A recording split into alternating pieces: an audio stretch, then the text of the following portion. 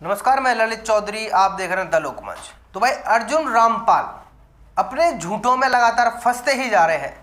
आपने वो कहावत तो सुनी होगी कि एक झूठ को छुपाने के लिए 100 झूठ बोलने पड़ते हैं। एग्जैक्टली वही अर्जुन रामपाल कर रहे हैं। एक नया बयान आया है अर्जुन रामपाल का, जो कि उन्हें सलाखों के पीछे तक ले जा सकता है। लेकिन उससे पहले आपको ये समझना ज़रूरी है कि एक्चुअली में अर्जुन रामपाल के साथ में हुआ क्या है, जिसके बाद में उन्होंने ये बयान दिया है।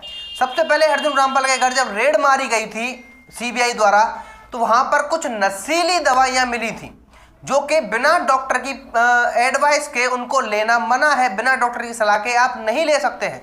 उसके बाद में एनसीबी ने पूछा कि ये दवाइयाँ आप क्यों ले रहे थे, तो क्या है, एक डॉक्टर की फर्जी वो पर्चा बनवाकर अर्जुन रामपाल ले गए। उसके बाद में जब एनसीबी ने पूछताछ की डॉक्टर से, तो भाई डॉक्टर ने हाथ खड़े कर दिए कि भाई मुझसे तो ऐसा ऐसा कहा गया था, ये दवाइयाँ मैंने तो दी नहीं है, मैंने पर्चा बना दिया है। एक झूठ वहां पर अर्जुन रामपाल का पकड़ा गया।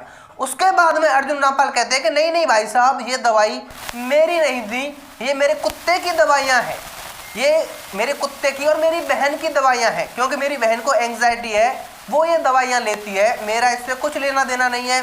झूठ नंबर 2 वहां पर पकड़ा गया अर्जुन रामपाल का। अब क्या है, उनके साले साहब एगिसिलियोस, उनके जब मोबाइल बरामद किए गए, टोटल 85 मोबाइल बरामद किए गए, जो कि गांधीनगर की लैब में भेज दिए गए हैं। उनमें से 30 मोबाइल का डाटा रिकवर होकर एनसीबी के पास आ चुका है। उनमें से एक मोबाइल था अर्जुन रामपाल के साले साहब का, एगिसिलियोस का।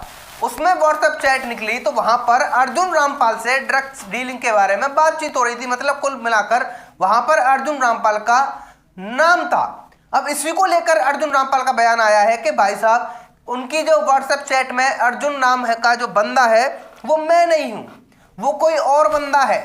गलती से सीबीआई वो मुझे समझ रही है, मैं नहीं हूं। अब अर्जुन रामपाल ये भूल गए कि सीबीआई के ऑफिसर समीर वानखेड़े द्वारा पहले ही स्टेटमेंट आ चुका है कि अब व्हाट्सएप चैट वगैरह पर गिरफ्तारी नहीं होगी भाई, समन जारी नहीं होंगे, अब समन जारी होंगे पुख्ता सबूतों पर। तो ऐसे में क्या अर्जुन रामपाल भूल रहे हैं कि एनसीबी के पास उनके खिलाफ सबूत हो सकते हैं, जिसके चलते वो फंस सकते हैं और सलाखों के पीछे तक जा सकते हैं। क्योंकि यहाँ पर अर्जुन रामपाल लगातार अपने बयान चेंज करते ही जा रहे हैं। ऐसे में समीर वानखेड़े का बयान यहाँ पर बहुत मायने रखता है कि व्हाट्सएप चैट पर अब गिरफ्तारियां नहीं होंगी, पुख्ता सबूत पर ही समन जारी होंगे। तो अर्जुन रामपाल को जो समन जारी हुए थे, कहीं ना कहीं एनसीबी के पास में सॉलिड प्रूफ होंगे, इसीलिए समन जारी हुए थे। ऐसे में अर्जुन रामपाल एक के बाद एक स्टेटमेंट देते जा रहे हैं और अब बोलते हैं कि भाई व्हाट्सएप चैट में जो अर्जुन था वो मैं नहीं था। ये तो वही बात हो गई जैसे दीपिका पादुकोण बोल रही थी कि मैंने तो जो माल बोला था वो माल नहीं, मैं तो माल बोरो सिगरेट मांग रही थी।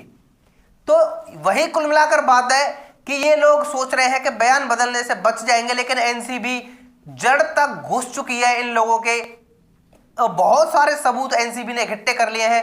35 मोबाइल का डाटा है एनसीबी के पास में इस टाइम पर।